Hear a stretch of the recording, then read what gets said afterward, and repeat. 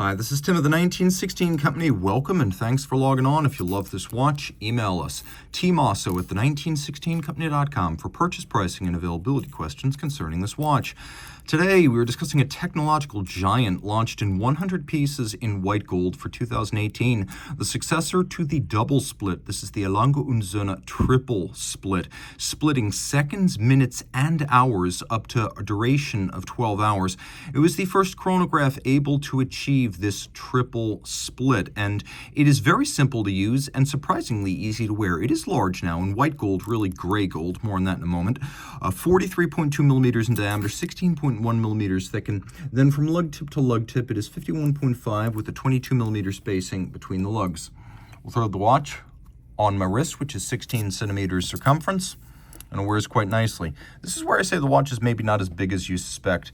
Being under 52 millimeters lug to lug, it's large, but it's not so cartoonishly huge that I would not wear and enjoy this watch. And while it is claimed to be thicker than a double split, it is so fractionally tiny, the distinction between them, that I find they wear exactly the same. So if you can wear one, you can wear both. The watch isn't thin, but it does have a domed bezel, so it will slip underneath a jacket cuff. And if you look down the barrel, you can see the lugs are at the edge of my wrist. I'm pulling the strap really tight, but not beyond. The strap is high grade. You can see it's a matte finish, medium to large rectangular scale. It varies a little bit across the strap, which is bolstered to give it volume. Black with a monotone stitch and a folded edge on the bottom calfskin. A brand new factory Lange strap, no crimping, no gouging. This is Lange's most elaborate buckle. Now, most Lange watches feature a pin buckle, even complications. Those that have a folding clasp use a snap-shut friction fit clasp that is not shore-tight against accidental deployment. But on the really heavy watches, starting, I believe, with the Lange 31 in 2008, Lange began deploying this buckle, where you have a trigger release system for the folding clasp. It can't open inadvertently. And then, to make sure that the strap doesn't pull through the buckle, you have this hinged clasping system that will lock it into place on the pin so it cannot physically pull through. You'll also note here that we have spring-loaded ceramic pin snaps for the closure, so over time the white gold of the clasp can never wear down the pin snaps and reduce the tightness of the tolerance or the snappiness. You can also see the screw and bar system that allows this buckle to be anchored resolutely and adamantly to the strap. Note that this is not held on by a spring bar. That is super secure. Again, if you wanted to replace this and buy it as a spare part, 4 figures in euros. The watch is made of gray gold, which is an 18-karat white gold alloy that is white all the way through. It's what all the best brands use, from Rolex to Greubel Forsey these days. There are very few exceptions. I think only AP still rhodium plates white gold. This is white all the way through. It never needs to be plated. It is, in a word, the good stuff. We've got a beautifully decorated case. Now, not every Lange features satination. Some are full polish. This one does have a satin finished mid-case and also partially satinated triggers that also include a nice amount of polish for distinction. So it's broken up. It doesn't seem too massive because of this satin stripe through the center. We have the step lugs, which include a little bit of a soft bevel on their flanks, a domed bezel that is quite tall, a Lange branded crown, and then a dial that is anthracite in color, but it's made of sterling silver and then galvanized that color. Interesting fact about the triple split here. So you can see how I have 2 different seconds hands, 2 different minutes hands, and although you can't see easily, you can also appreciate that there are 2 superimposed hour hands.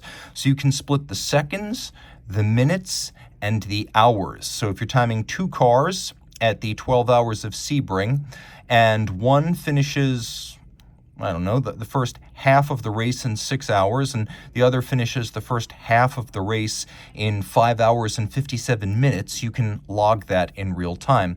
Now, of course, the flyback action's a lot of fun to play with, but not only do you realign all of these doubled up hands, the watch is properly a flyback chronograph, so you can reset everything and restart it without first stopping. Ideal if you have an event that, well, 2 events really that occur in rapid succession, where stopping, resetting, and restarting might take just a little bit too long. Surprisingly, the watch does have a reasonable amount of luminescence, so you can see it in the dark. And we've got white gold hands and indices, so they'll never tarnish or oxidize. There's a power reserve indicator up and down, it says, at the base of the dial. And the power reserve here is 55 hours, which is pretty impressive, all things considered. You can see the step of the tachymetric scale outboard, which can be used along with the chronograph to gauge the speed of an object. The ideal is a race car over a kilometer because of the base of 1000. That's very intuitive and easy to do. The watch does feature a stop seconds function, so you have that as well if you want to set it precisely. Turn it all over. You have caliber L 132.1. So manual wind, 3 hertz, 567 parts, 46 joules, 5-position high horology style adjustment, free sprung balance with an overcoil hairspring for isochronous operation in every position. We have not 1, but 2 individual column wheels.